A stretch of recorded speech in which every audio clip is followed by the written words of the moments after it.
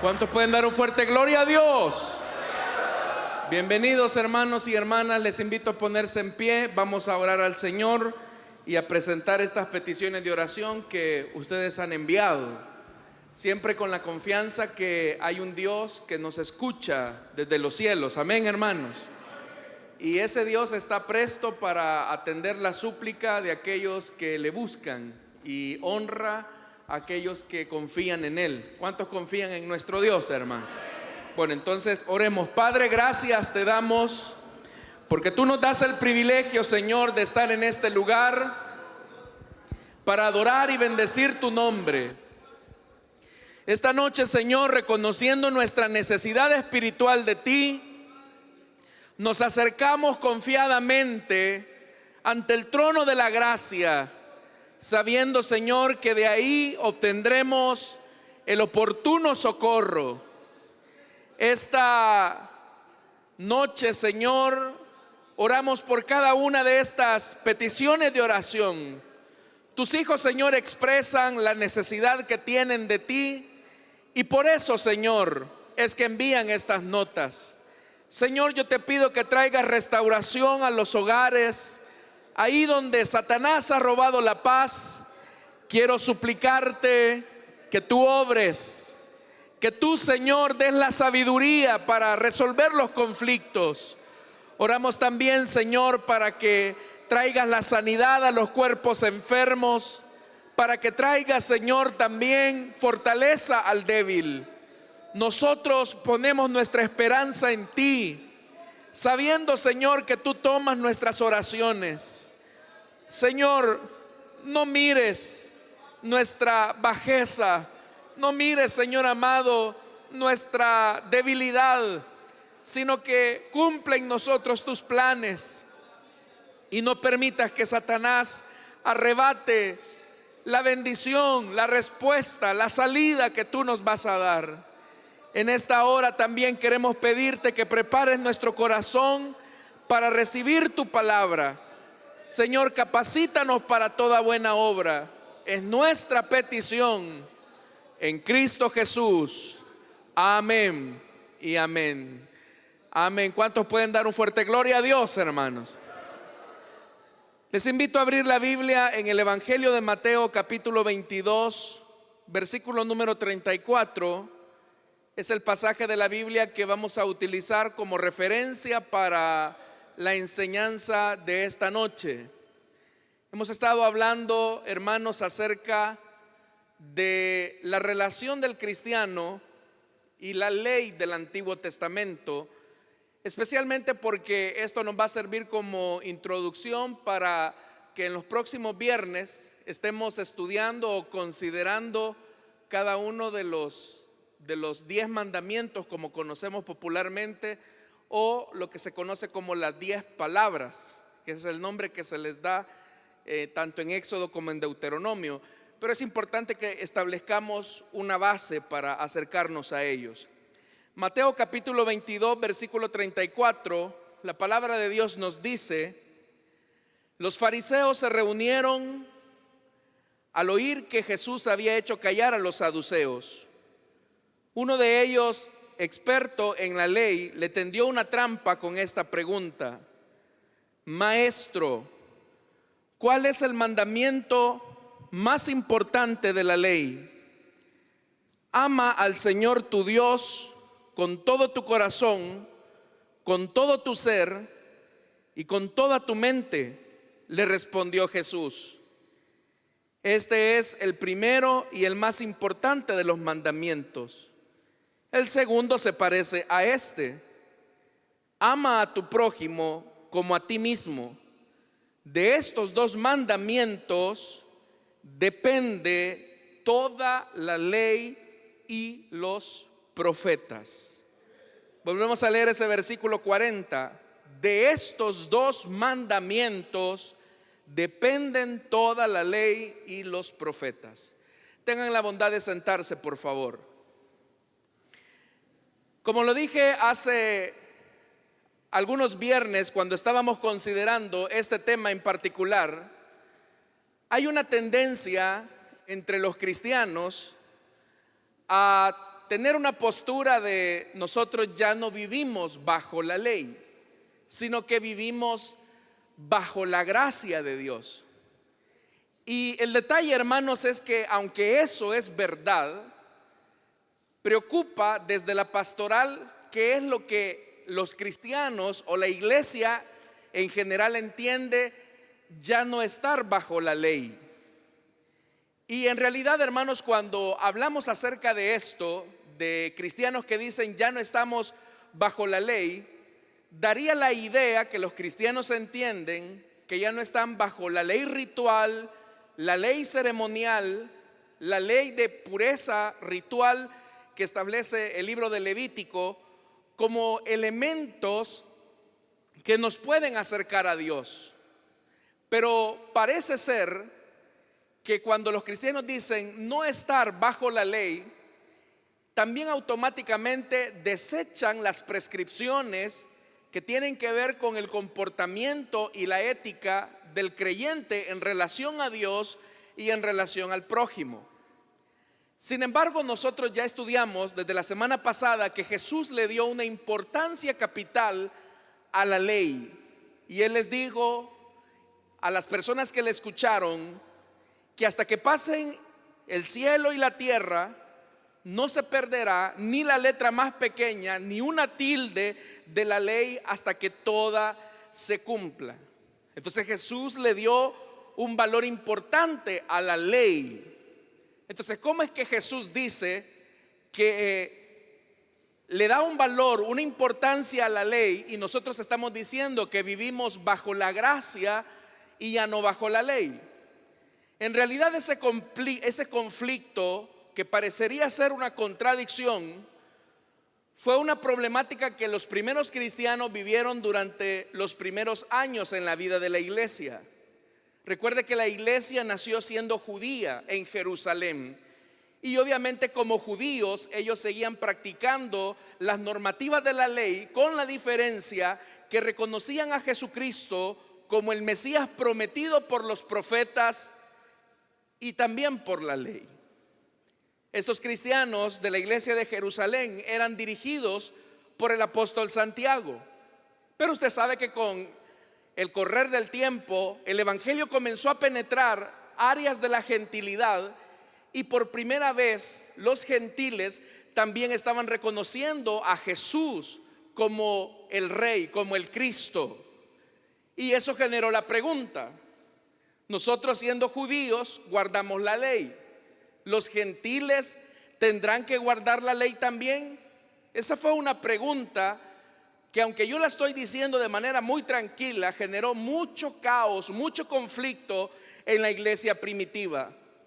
Y tal vez usted recordará en el libro de los Hechos de los Apóstoles, específicamente en el capítulo 15, cuando se habla acerca del tan famoso concilio de Jerusalén. Esa fue la pregunta que suscitó ese concilio: ¿deben los cristianos no judíos, es decir, los gentiles, guardar la ley? Esa fue la discusión. ¿Por qué razón? Porque los cristianos judíos o judaizantes, ellos decían: si ustedes no se circuncidan y no guardan el testimonio de la ley, jamás van a llegar a ser salvos. Y eso generó conflicto con la teología de Pablo, porque Pablo era el que establecía que la salvación solamente era el resultado del mérito expreso de Jesucristo. Es decir, somos salvos por lo que Cristo hizo en la cruz, no por lo que el ser humano pueda hacer por sí mismo. La semana pasada decíamos también que la ley reveló el carácter de Dios, su santidad y lo que Él demanda. La ley también reveló la incapacidad humana de vivir en santidad conforme a los decretos divinos. Entonces hacíamos la conclusión: entonces, ¿por qué razón Dios entregó la ley a su pueblo? Y decíamos que la ley nos condujo a Cristo, porque ante nuestra incapacidad por cumplir la ley, y también, hermanos y hermanas, ante nuestro fracaso moral, que no podemos vivir bajo las exigencias de Dios, Dios con su justicia nos imputó a nosotros su justicia y su santidad. Eso es algo importante. Pero aún seguía la pregunta: ¿deben los cristianos guardar la ley o no la deben de guardar? Y es ahí, hermanos, donde en esta discusión en Jerusalén, en presencia de Pablo, Bernabé y los judíos que estaban animando a los gentiles a circuncidarse, la Biblia nos dice que el apóstol Pedro se puso en pie y él les dijo: hermanos, ustedes saben que desde un principio Dios me escogió de entre ustedes para que por mi boca los no judíos oyeran el mensaje del evangelio y creyeran. Dios, que conoce el corazón humano, mostró que los aceptaba dándoles el Espíritu Santo, lo mismo que a nosotros, sin hacer distinción alguna entre nosotros y ellos. Es el Señor el que purificó sus corazones por la fe. Entonces vea lo que dice Pedro: ¿por qué tratan ahora de provocar a Dios poniendo sobre el cuello de esos discípulos un yugo que ni nosotros ni nuestros padres han podido soportar? Pedro no está diciendo que la ley sea mala. Lo que Pedro está reconociendo es su incapacidad por cumplir la ley. Entonces, hermanos y hermanas, ¿qué elementos de la ley ya no tienen una relevancia con nosotros como cristianos? Bueno, en primer lugar, hermanos y hermanas, la ley tiene diferentes aspectos.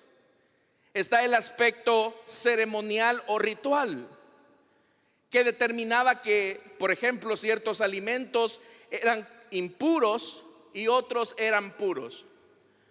Por ejemplo, la ley decía que comer camarones es un alimento impuro. La ley, por ejemplo, decía que comer conejo es un alimento impuro. ¿A cuántos les gusta el conejo? Bueno, es un alimento impuro según la ley. Comer moronga es un alimento impuro según la ley. ¿A cuántos les gusta la moronga? Amén, bueno, hay un sincero. Comer armadillo o comer cuzuco, comer tacuacín, como las conocemos también acá en el país, es un alimento impuro. ¿A cuántos les gusta esas cosas raras? Ya ve, más que a la hora de la cena, ¿verdad? Entonces, de acuerdo a la ley, eso no se debía de comer. Ahora, ¿qué determinaba que un animal fuera inmundo o puro? La ley no lo especifica. El libro de Levítico, que es el que se encarga también de especificar esos elementos, no declara, no detalla por qué ese animal es impuro. Pero detrás de esas palabras, lo que Dios quiere reflejar es una verdad. Y es que hay cosas que son santas y hay cosas que son profanas. Y recuerde lo que dijo el apóstol Pablo. Dice el apóstol Pablo en la carta a los Gálatas, que la ley fue un ayo para nosotros. Si usted se recuerda, en el último estudio que tuvimos, decíamos que el ayo era aquel esclavo que se le asignaba a un niño para cuidarlo, educarlo e instruirlo. La ley entonces lo que pretendía era que la gente cobrara conciencia de que Dios, el Dios de Israel, es un Dios santo que no es igual a los dioses paganos, a los dioses cananeos. La Biblia dice que cuando Israel salió de Egipto, fue más o menos en el mes de marzo, abril de nuestro calendario, y dice la Biblia que ellos llegaron al valle de Refidim 3 meses después de que habían salido de Egipto. Y el Señor le dijo a Moisés: mira, Moisés, dentro de 3 días me voy a presentar frente a ti y frente a esta nación. Así que ordénales a todos los israelitas que se purifiquen, que se santifiquen y que se bañen y laven sus ropas. Quiero que preste usted atención al segundo elemento. ¿Por qué Dios les está pidiendo que se bañen? ¿Por qué Dios les está pidiendo que laven sus vestiduras? Dios quiere darle la primera lección a su pueblo, y es que el Dios de Israel no es un Dios común y corriente al que se van a acercar, sino que es el Dios que es 3 veces santo, y que la única manera en que se van a acercar a ese Dios es a través de una actitud limpia. Y hay una manera pedagógica o simbólica que Dios quiere reflejar en eso, porque cuando ellos se comenzaban a bañar, ellos estaban quitando la suciedad del desierto, se estaban quitando los residuos de Egipto. Cuando ellos comenzaron a lavar sus ropas para presentarse limpios delante de Dios, era borrar las manchas de Egipto. Era la idea de que Dios es un Dios santo, es un Dios que se debe de acercar en plena santidad. Y una cosa, hermanos, que tenemos que entender es que efectivamente Dios espera que nosotros nos acerquemos con la debida santidad, con la debida pureza.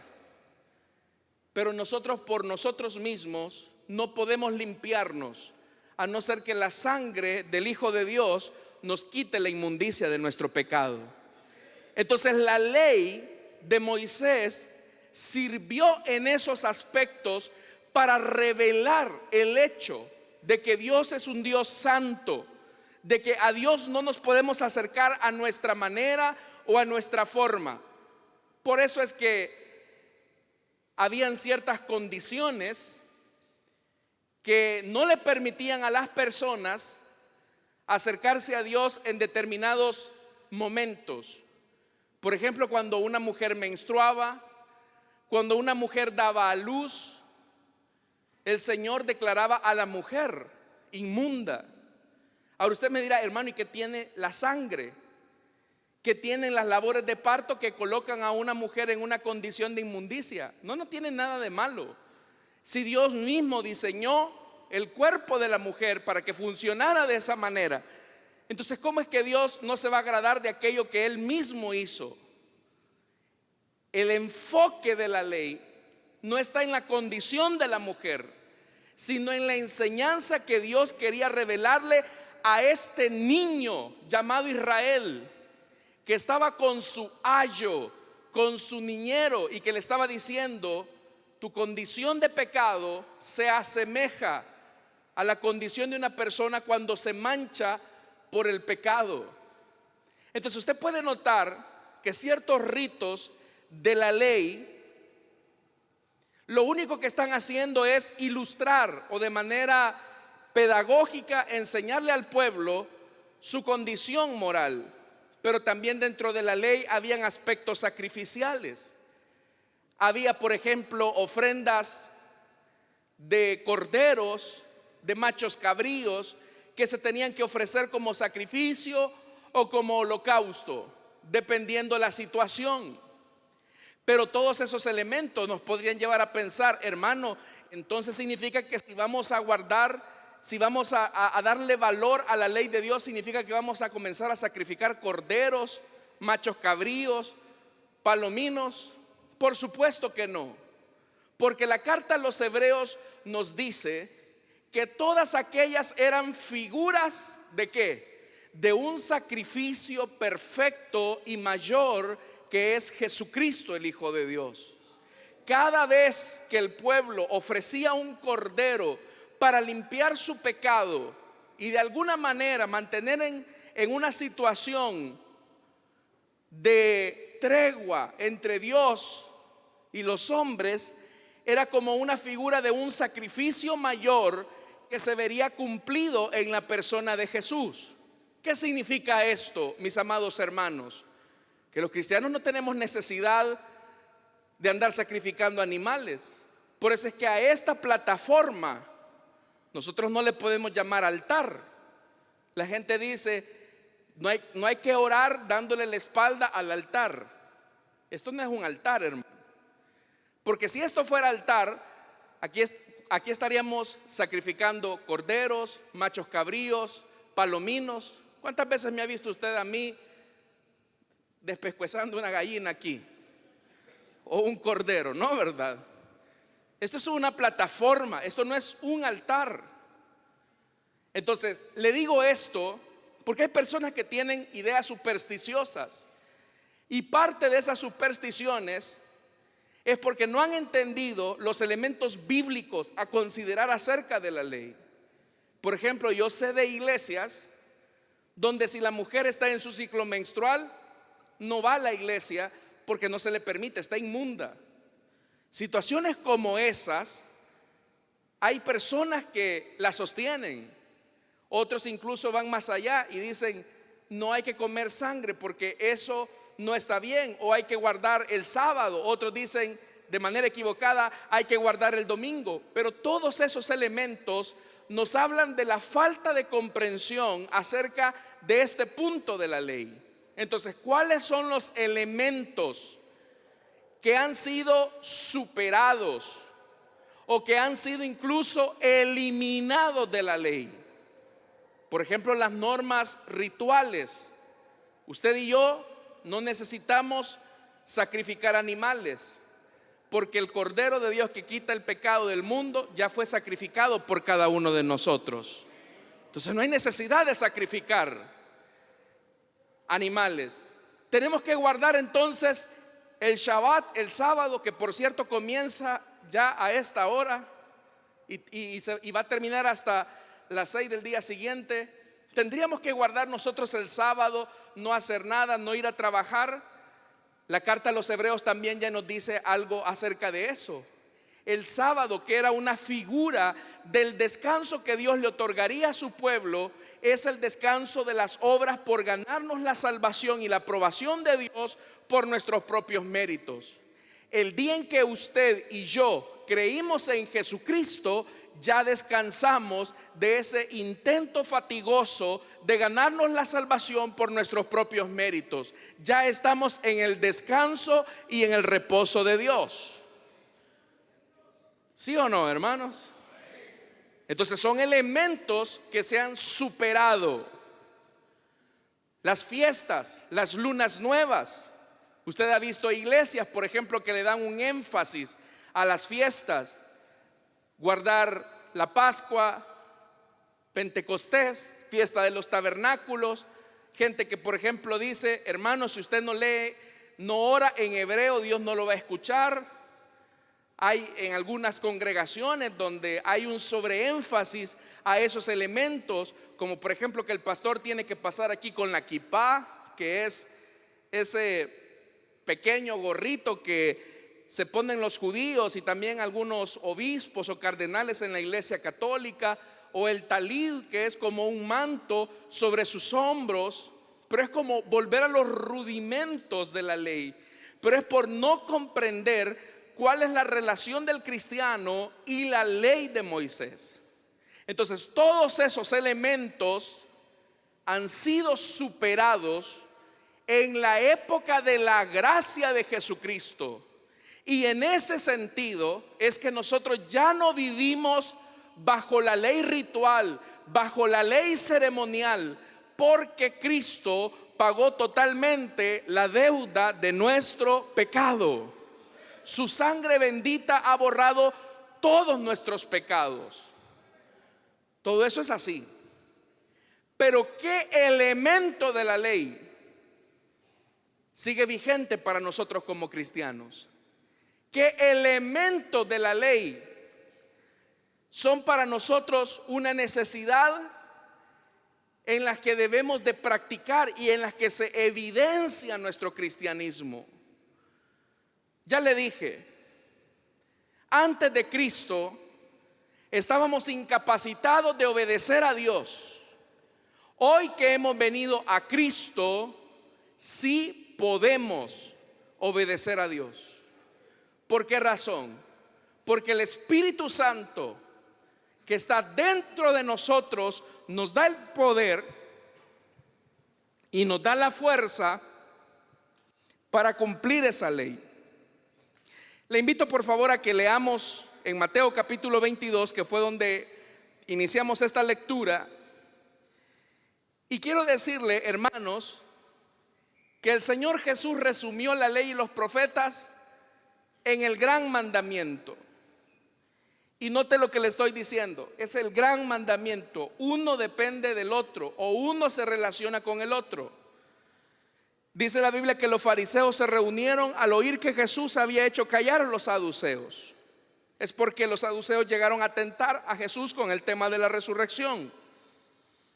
Pero dice el verso 35, uno de ellos, experto en la ley, le tendió una trampa con esta pregunta: Maestro, ¿cuál es el mandamiento más importante de la ley? Esa pregunta lo que establece es esto: ¿qué elementos de la ley dejas afuera y qué elementos de la ley dejas adentro con tu enseñanza? Y Jesús ahora se dispone a responder. Comienza a responder con lo que diríamos es la concentración del decálogo, de las 10 palabras o de los 10 mandamientos. Fíjese cómo comienza: ama al Señor tu Dios con todo tu corazón, con todo tu ser y con toda tu mente. Este es el primero y el más importante de los mandamientos. Jesús entonces nos está recordando el primer mandamiento que el Señor le entregó a su pueblo. Quiero decirle que las 10 palabras o los 10 mandamientos tienen 2 direcciones. La dirección vertical, que es mi relación con Dios, y en eso consisten los primeros 4 mandamientos. ¿Se saben los 10 mandamientos, hermanos? Si yo ahorita les preguntara sin leer la Biblia, ¿se saben los 10 mandamientos? ¿Cuántos me los dirían de memoria? Bueno, yo sé que son muy modestos y no quieren lucirse, por eso es que hay ese silencio. Pero los primeros 4 mandamientos que nos hablan de no tener ídolos, de no hacer esculturas o imágenes idolátricas de lo que está en el cielo, en la tierra, debajo de la tierra, lo que nos habla acerca también de no tomar o profanar el nombre de Dios, y que también nos habla, el 4º mandamiento, de santificar el día de reposo, es la relación del cristiano para con Dios. Los 6 restantes mandamientos tienen que ver con la relación del cristiano con su prójimo.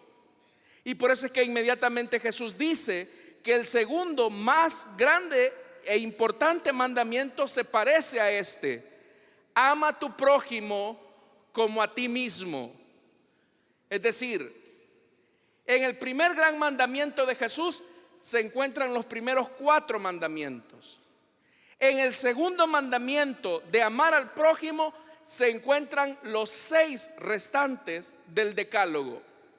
Y ahí es importante, hermanos, mencionar, por ejemplo, ¿cuáles son esos mandamientos? Honrar a padre y madre es uno de los mandamientos. No matarás, no adulterarás, no darás falso testimonio y no codiciarás. Son los 6 restantes. Entonces, pero si usted nota, esos 6 restantes mandamientos se vinculan con mi relación con el prójimo. Pero aquí viene la enseñanza de Jesús. Entonces, es verdad, nosotros como cristianos ya no tenemos que guardar lunas nuevas, no tenemos que sacrificar animales. Es verdad que nosotros no tenemos que guardar el sábado, pues ya estamos en el verdadero día de reposo. Es cierto, hermanos, que hemos sido declarados auténticamente puros por la sangre de Cristo. Todos los alimentos los podemos también disfrutar porque el Señor los ha santificado. Y eso Pedro lo tuvo que aprender. Usted se recuerda cuando Pedro estaba orando al mediodía en la azotea y él tuvo una visión. ¿Se recuerdan? Que venía una sábana con una serie de animales que la ley decía que eran impuros, eran inmundos. Y Pedro escuchó del que dio la ley ritual, que le dijo a Pedro: Pedro, ¿tienes hambre? Sí, Señor, ya es mediodía. Bueno, te traigo un manjar. Y el Señor le hizo descender ese lienzo. Y la orden de Dios fue directa hacia Pedro: Pedro, mata y come. Y cuando Pedro vio el manjar, era una clase de animales inmundos que la ley consideraba inmundos. ¿Y qué hizo Pedro, hermanos y hermanas? Pedro dijo: Señor, nada inmundo ha entrado en mi boca, así que yo no como. Y el Señor le tiene que decir a Pedro: Pedro, no llames inmundo, ¿qué? Lo que yo he purificado, lo que yo he santificado. Por eso es que hoy, hermano, si le sirven cualquiera de esos animales raros como tacuacín, culebra, camarones, conejos, yo no sé qué cosa, pues si le gusta, ore al Señor, dele gracias y buen provecho, porque el Señor ha santificado todos los alimentos. Amén, hermanos. Digo, especialmente por los que tienen hambre, ¿verdad? Pero aquí viene el elemento central. Hay algo que Dios no ha renunciado para los cristianos, y es el cumplimiento de este gran mandamiento. Y por eso es que el Señor le tiene que decir a este hombre: mira, no se trata de dejar fuera algo, la ley se cumple. Y a eso es donde quiero llegar en el verso 40. De estos dos mandamientos, del cumplimiento de estos dos mandamientos, dependen toda la ley y los profetas. Y estos dos mandamientos son los que se conectan en la práctica del cristiano. Entonces, es cierto, como cristianos ya no estamos obligados a guardar lunas nuevas, a dietas alimenticias. Como cristianos no estamos obligados a circuncidarnos, salvo que sea por una situación de salud, que es distinto. Como cristianos, hermanos, ya no hay restricciones hacia la mujer, que si tiene su ciclo menstrual, que si viene al culto, no viene al culto. Dios nos ha santificado también a nosotros, porque si ha santificado alimentos, también el Señor nos ha santificado a nosotros, que es la lección que más adelante el Señor le va a dar a Pedro cuando le dice que tiene que ir a la casa de Cornelio, un hombre gentil. ¿Por qué le digo todo esto? Porque Jesús quiere demostrar una verdad. Si amar a nuestro prójimo implica amar a Dios con todas nuestras fuerzas, mi relación con Dios determina mi relación con mis hermanos. Le voy a decir esto: usted no puede decir que tiene buena relación con Dios si no tiene buena relación con su hermano. Eso es lo que Jesús está diciendo acá. Y en ese sentido, todavía como cristianos seguimos bajo el mandato de Dios. Y el mandato de Dios es que le amemos con todo nuestro corazón, con toda nuestra mente y con todas nuestras fuerzas. Y si yo soy capaz de amar a Dios con ese nivel de intensidad, yo voy a ser capaz de amar a mi prójimo, a la persona con la que me relaciono.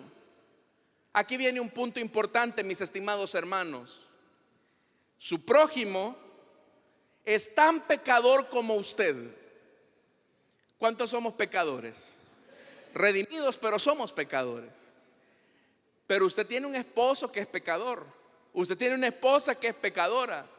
Y a veces usted dice: es que yo no soporto a este hombre, me dan ganas de agarrarlo del cuello y o lo cambia, Señor, o te lo mando, ¿verdad?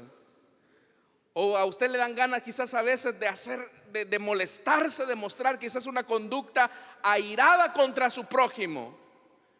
Pero entonces el Señor nos recuerda: si tú dices que me amas, vas a aprender a tener una relación saludable con tu hermano.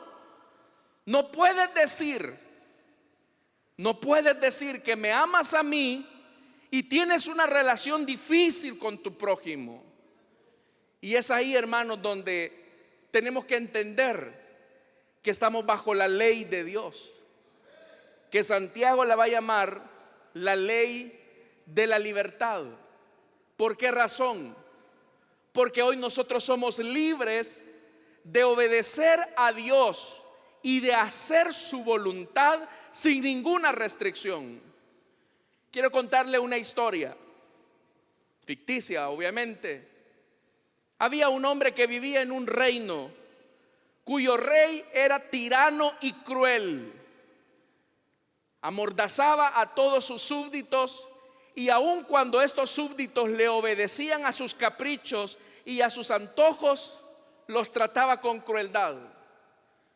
Un día este hombre, como otros, intentó escapar de ese reino. Lamentablemente ese reino estaba totalmente amurallado y solamente había una puerta de salida y de entrada, y que estaba cuidadosamente vigilada. Este hombre había escuchado que cerca de ese reino había otro reino cuyo rey trataba con benevolencia, amor y paciencia a sus súbditos. Pero al darse cuenta que siendo oprimido por el otro rey tirano, él dijo: bueno, la única forma en que yo me voy a liberar de la opresión de este rey tirano es solamente que él me mate. No tengo escapatoria. Pero resulta ser que el otro rey del otro reino, un rey bondadoso, un rey bueno, hacía algo que sorprendía a todos. Y es que este rey, de manera sigilosa, entraba al antirreino, al reino de la muerte, al reino cruel, al reino tirano. Y todos aquellos hombres que deseaban salir de la tiranía del rey malvado, el rey bueno hacía algo. Y es que mataba a aquellos que querían librarse del rey tirano. ¿Y qué ocurría?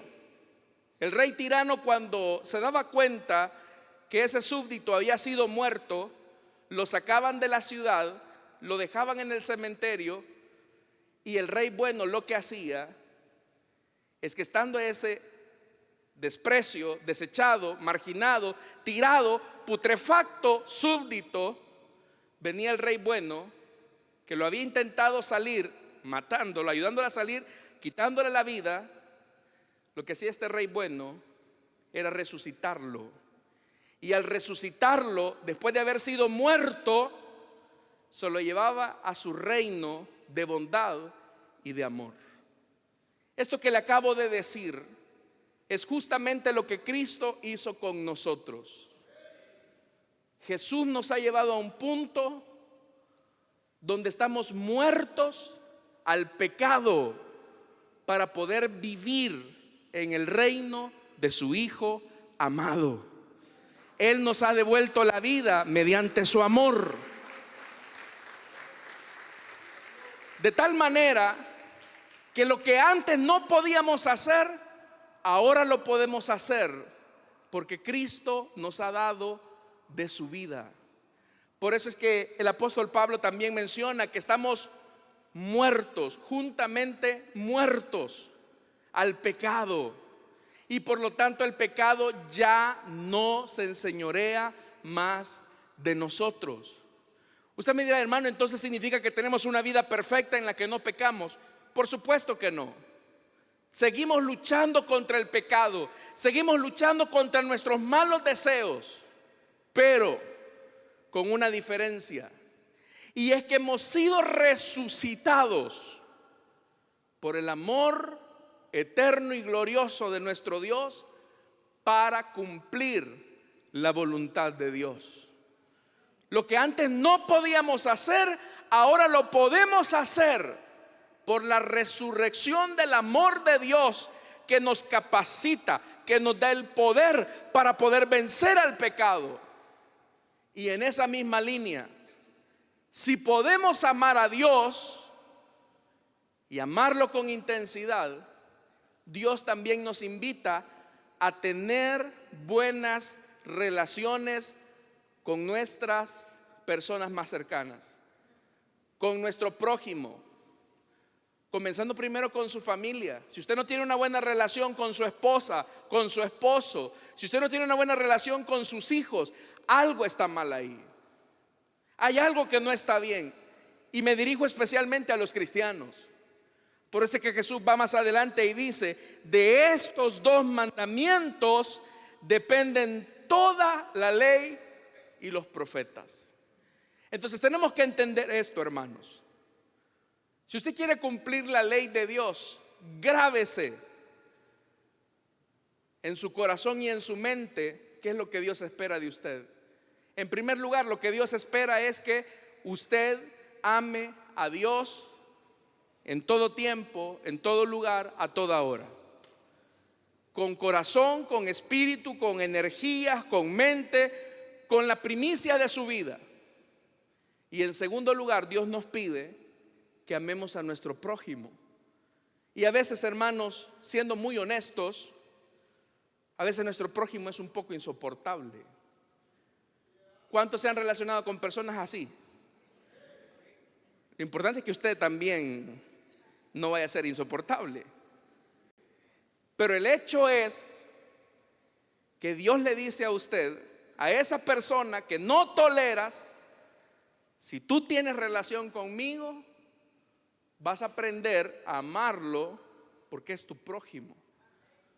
Y no le vas a hacer daño porque me amas a mí, y ese amor se traduce en una buena relación con tu hermano. Entonces, hermanos, con esta introducción que hemos hecho estos viernes, Dios mediante, la otra semana vamos a comenzar a estudiar cada uno de los 10 mandamientos. Le dejo de tarea esto: apréndaselos. Es más, sin leer la Biblia, saque una hoja y comience a escribirlos, a ver qué tanto se los puede. Porque Dios no ha renunciado al hecho de que solamente tenemos que honrarlo a Él, que no seamos idólatras. Dios quiere que santifiquemos su nombre, que no tomemos su nombre en vano. Dios también, hermanos y hermanas, demanda que vivamos en el reposo de Dios, que es su sacrificio expresado en la cruz. Dios desea que nosotros honremos a padre y madre. Dios desea que no matemos. Dios desea, hermanos, que no robemos. Dios desea que no levantemos falsos testimonios. Dios desea que no codiciemos. Si hacemos esas cosas como el reflejo de nuestro amor por Dios, vamos a tener buenas relaciones con las demás personas. Que Dios nos ayude, hermanos y hermanas, para amarlo profundamente. Amén. Gloria al Señor, hermanos. Vamos a orar, vamos a cerrar nuestros ojos y vamos a pedirle a Él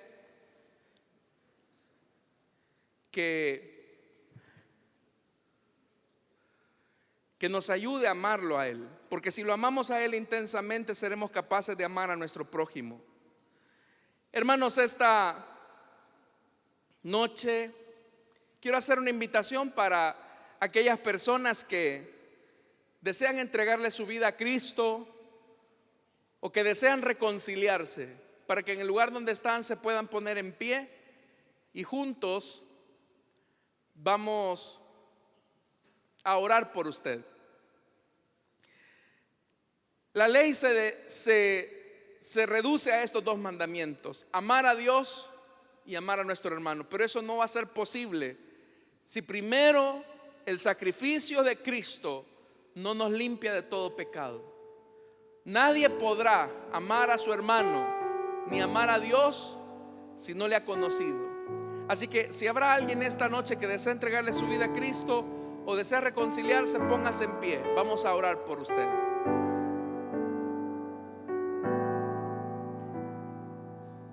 cierto? Ya no vivimos bajo la ley de los rituales, la ley de los sacrificios, la ley de las fiestas.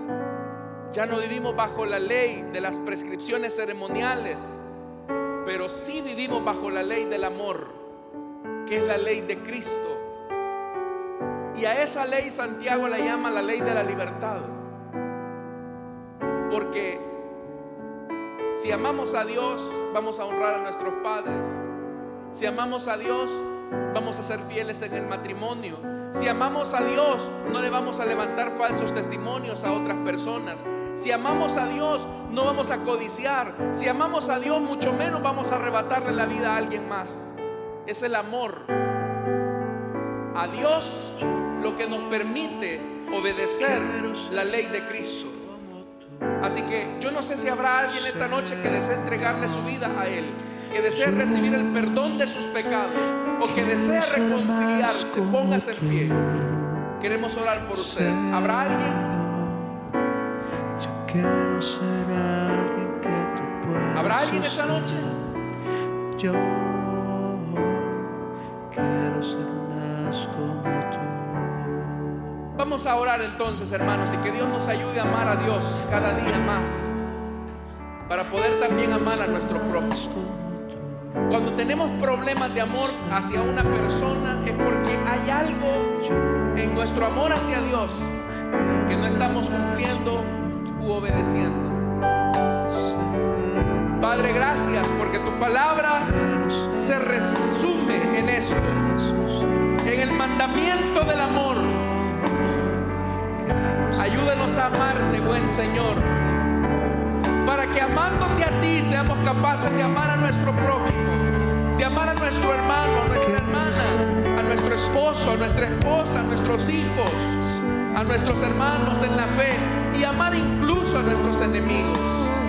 Desde ya, Señor amado, ponemos en tus manos esta serie de estudios que vamos a tener acerca de los mandamientos, para que preparen nuestro corazón y nos ayudes a entender que vivimos bajo la ley de Cristo, que es la ley del amor.